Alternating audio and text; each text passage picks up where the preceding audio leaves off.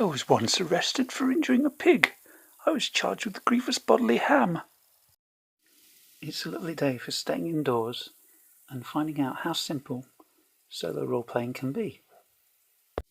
Emily Blake is a Victorian paranormal investigator who's been summoned to a mysterious island to find out what terrible things are going on there. And she's starting with 6 hearts, which are from One Deck Dungeon, to represent her health and sanity. So after receiving a mysterious letter for help, Emily is dropped off at the wharf here. The boatman promises to return before sunset, and we'll see how we get on. First of all, she's going to have a look around and see if she can see anybody or anything. So I'm using 3 dice as the game system, basically, most of the time. This will be the challenge die. Now, if we're just using the oracle, we are looking for positives from these to beat this. And if this is higher, then we get some serious negatives. So, can she see anybody about? Now we've got 2 10s. So the positive dice are both higher than the negative one. So we do see somebody, and they are not going to be unfriendly. They are not a terrible monster or anything. So let's see who that might be. So these suitable miniatures I have for this kind of encounter with a sort of Victorian person would come from Pandemic Reign of Cthulhu. So I'm going to use the Doctor, and this Doctor is the guy who wrote to Emily asking her to come and investigate. Thank goodness you've arrived. A terrible evil force is causing the dead to rise from the grave and putting the island into a complete uproar. There is only one village on the island, and I took the liberty of reserving a room for you at the local inn. And Emily replies, whatever is causing all of this, I will find it and I will stop it. Thank you so much. I'm so grateful. But now I must return to my work. You will find your way to the inn up this path here. I was just thinking, as the Doctor goes to leave, does Emily have any suspicions about him? So, let's have a think. Does she detect anything odd about the Doctor? No, she doesn't. She really doesn't. She's totally convinced that he is genuine. As the white dice are both way below the red die. So as Emily makes her way across this marshy path towards the village, is there anything that appears here? Does she spot anything strange?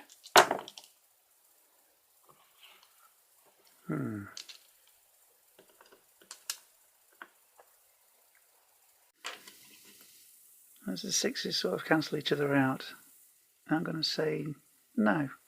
Nothing crops up, nothing strange happens at this stage, so she is able to make her way safely to the village.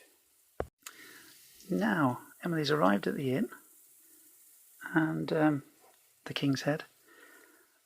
And is there anybody else here besides the landlord? I don't want them to be loads of people, but is there any other locals in?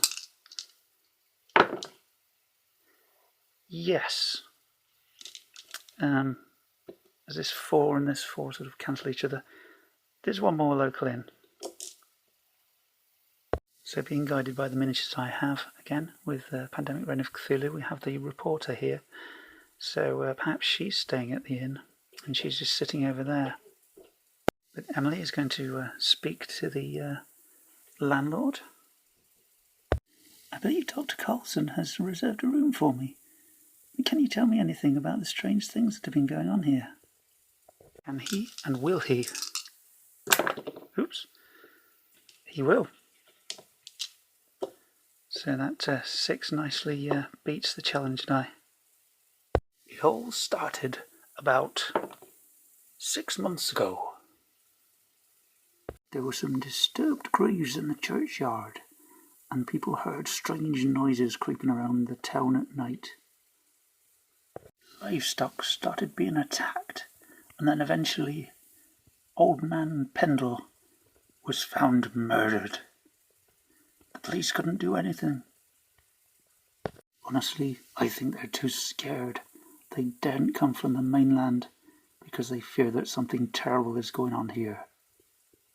So it may be that Emily will find some clues in the old churchyard, but in the meantime she'll come over and have a word with this character who seems to be a journalist.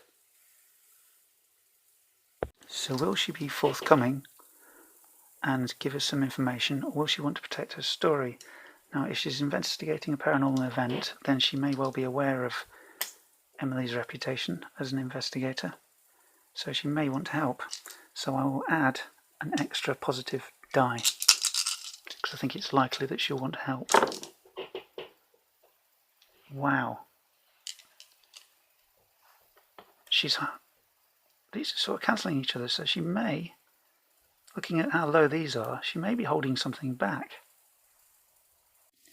So despite Emily's experience in paranormal investigations, the journalist is keeping something from her as she starts to question her, and the journalist makes her excuses and goes up to her room to avoid any further questions.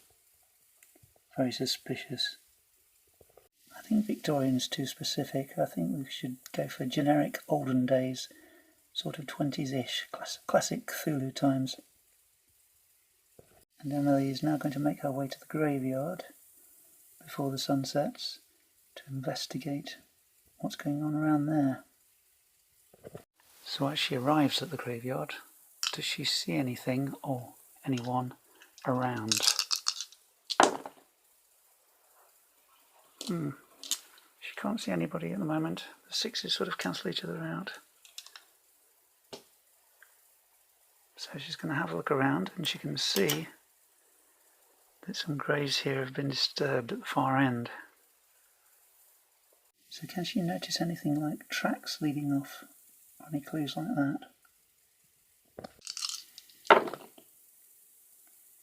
Oh, no, she can't really spot any clues. The challenge die is higher than both of those, so no clues for Emily here. But as the day is drawing on and she's been scrabbling around in the graveyard for a little while, is there a chance that anything will show up, or anyone?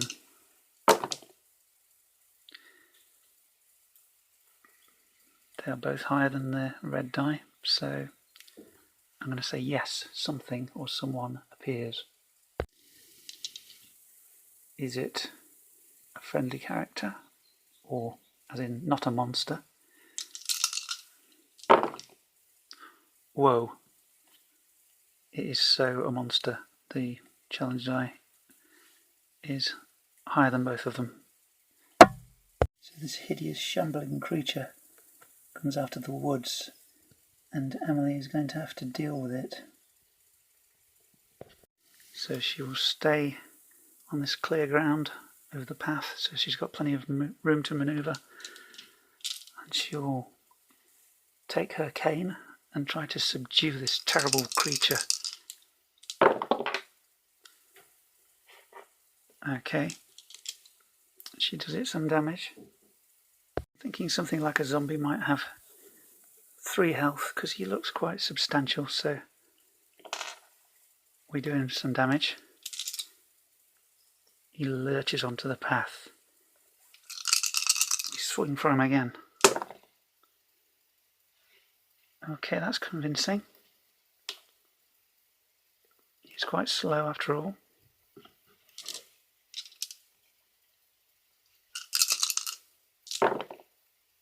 Ooh, that's awkward.